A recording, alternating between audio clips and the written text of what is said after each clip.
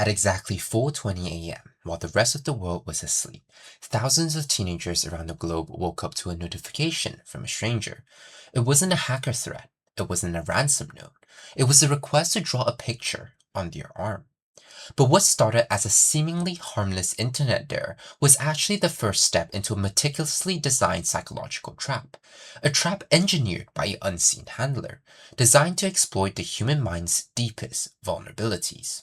It was a game you couldn't pause, couldn't quit, and that always ended the exact same way. This is the true story of the Blue Whale Challenge, and the terrifyingly simple mechanism behind how it worked. To understand how anyone could fall into this trap, we have to look at how it began. Not with threats, but with an invitation to belong. The year is 2016, deep within VKontakte, the largest social media network in Russia. Obscure online communities began quietly popping up. They used strange poetic hashtags and imagery of blue whales beaching themselves.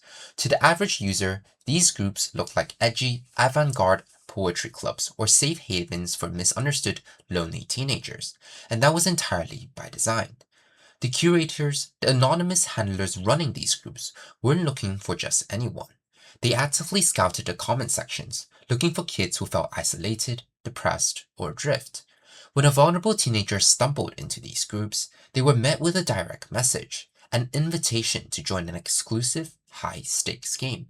The rules were deceptively simple.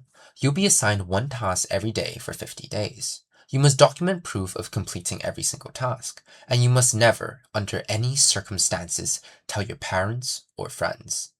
The first 10 tasks seemed completely innocent, almost trivial. Task 1. Listen to a specific audio track sent by the curator. Task 3. Watch a bizarre abstract video at 4:20 a.m. Task 5. Write a specific phrase on your social media status.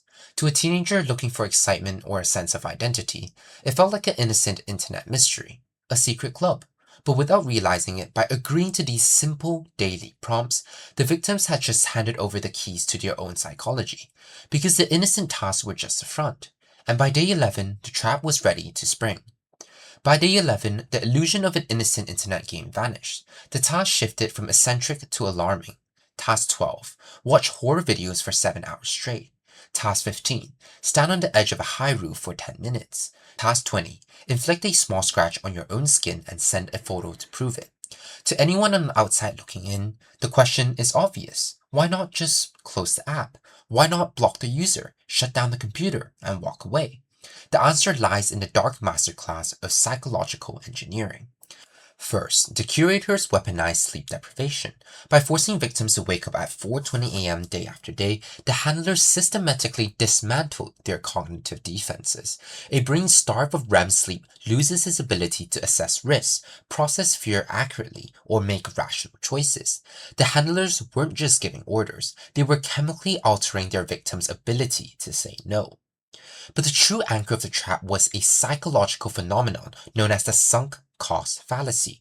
Human psychology dictates that the more time, effort, or pain we invest into a process, the more desperate we become to see it through to the end, even if that end is destructive.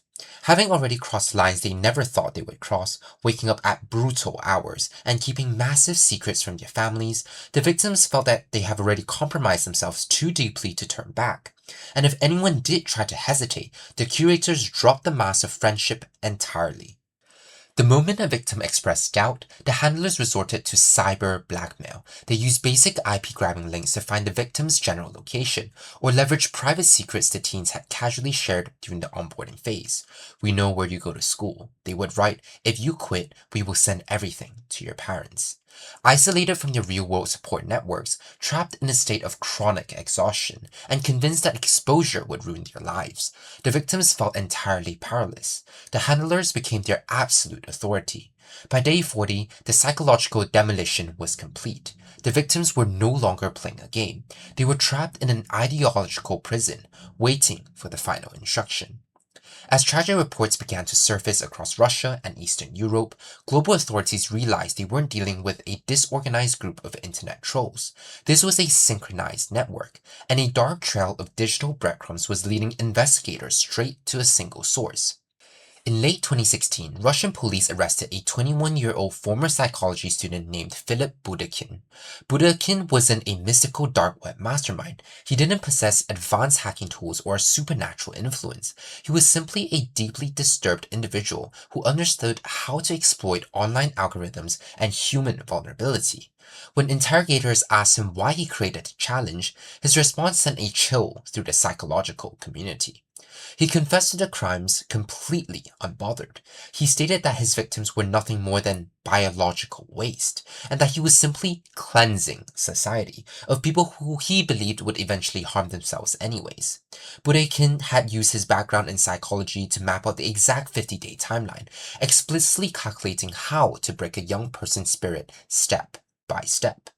But arresting the architect didn't stop the machine. The terrifying reality of the digital age is that once a psychological blueprint is released into the wild, it can be copied by anyone. Across the globe, copycat curators seeking power, attention, or twisted amusement downloaded Budikin's timeline and began hunting for their own victims. The game had outgrown its creator. The Blue Whale Challenge eventually collapsed under the weight of its own notoriety. But it didn't end because the curators had a change of heart. It ended because the world learned how the trap worked.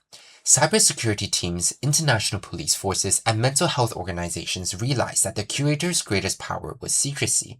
Once the psychological tactics, the sleep deprivation, the fake blackmail, the sunk-cost manipulation were exposed to the public, the magic trick lost its power. Social media networks re-engineered their algorithms.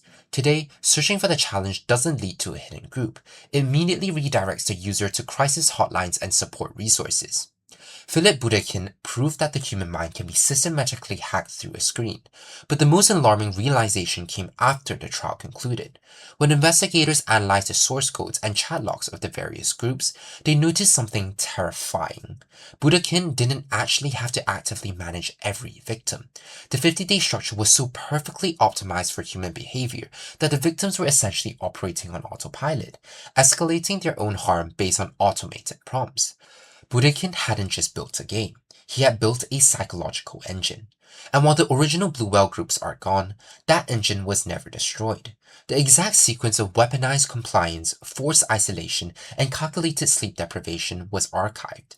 In the years since, cybersecurity experts have quietly tracked how these identical psychological triggers have been repurposed. They aren't being used by a lone student in Russia anymore. They have been digitized, scaled, and built directly into the engagement loops of massive mainstream algorithms. The mechanism hasn't changed. The only difference is that today, the entity tracking your behavior and systematically adjusting its prompts to alter your state of mind isn't a human stranger hiding behind a profile picture. It is the platform you're watching right now. The trap didn't disappear. It just evolved.